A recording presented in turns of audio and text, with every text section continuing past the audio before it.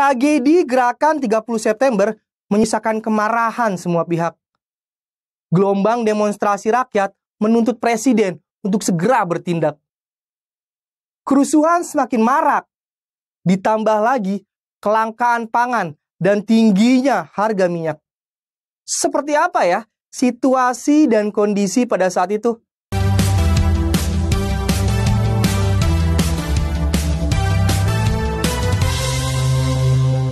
Salam sejarah.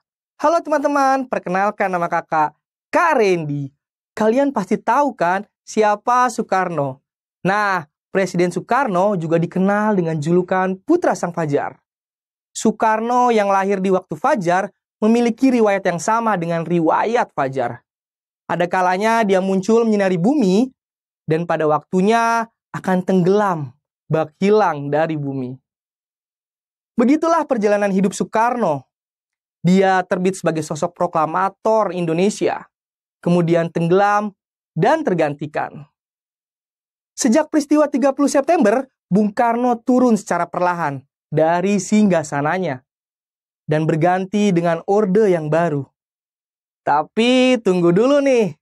Sebelum kita membahas lebih jauh apa itu orde baru, kakak akan ajak kalian menjelajahi lorong waktu ke tahun 1965 sampai dengan 1966. Bagaimana ya kondisi politik, keamanan, dan ekonomi Indonesia pada saat itu? Kondisi politik Indonesia menjadi tidak menentu setelah peristiwa Gerakan 30 September. Hingga hari ini, dalang dari peristiwa tersebut masih menjadi tanda tanya.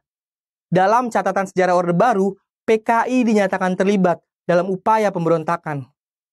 Rakyat menjadi marah dan mengincar anggota-anggota PKI. Maka dari itu, pemerintah dituntut untuk segera membubarkan PKI. Demonstrasi menuntut perubahan pun mulai bermunculan. Sejalan dengan itu, kepercayaan rakyat terhadap Soekarno semakin menurun. Di sisi lain, keadaan ekonomi semakin memburuk. Kelangkaan barang-barang pokok berdampak pada kenaikan harga. Barang-barang seperti beras dan minyak tanah menjadi tidak terjangkau bagi masyarakat. Ini merupakan dampak kekacauan politik yang berkepanjangan. Sudah bisa kita lihat ya, dan bayangkan bagaimana kondisi politik, keamanan, dan ekonomi Indonesia setelah Gerakan 30 September. Lalu, seperti apa ya kelanjutan pemerintahan pada saat itu? Kegundahan rakyat dirasakan oleh kalangan pemuda dan mahasiswa. Mereka ikut menyampaikan aspirasi rakyat dengan melakukan demonstrasi di pusat-pusat kota. Golongan pemuda menjadi penggerak aksi-aksi yang menuntut Soekarno agar segera menyelesaikan masalah yang terjadi. Generasi muda Indonesia pada masa ini dicatat oleh sejarah sebagai Angkatan 66. Nah, teman-teman, Angkatan 66 terdiri dari gabungan organisasi pemuda, baik dari organisasi pelajar, mahasiswa, maupun masyarakat umum. Beberapa di antaranya adalah Kesatuan Aksi Mahasiswa Indonesia, Kesatuan Aksi Pelajar Indonesia, Kesatuan Aksi Buruh Indonesia, Kesatuan Aksi Sarjana Indonesia, Kesatuan Aksi Pemuda Pelajar Indonesia, Kesatuan Aksi Wanita Indonesia, dan yang terakhir, Kesatuan Aksi Guru Indonesia. Kesatuan-kesatuan aksi tersebut dengan gigih menuntut penyelesaian terhadap situasi yang ada.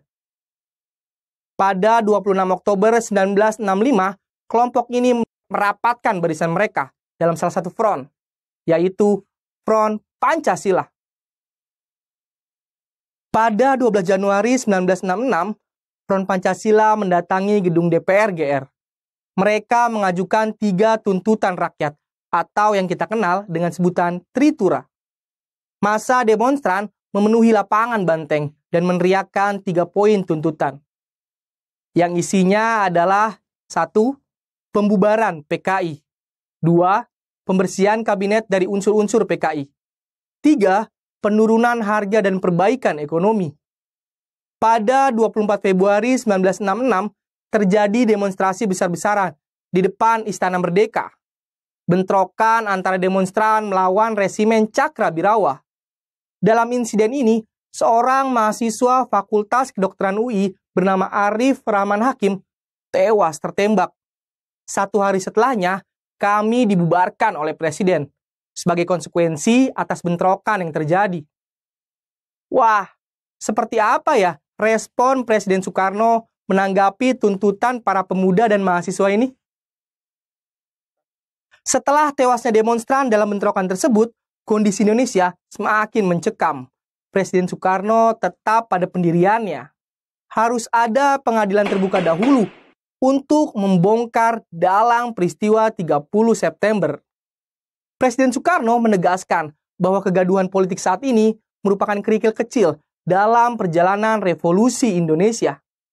Nah, kalau menurut kalian, golongan militer yang menjadi korban atas peristiwa gerakan 30 September berada di pihak yang mana ya?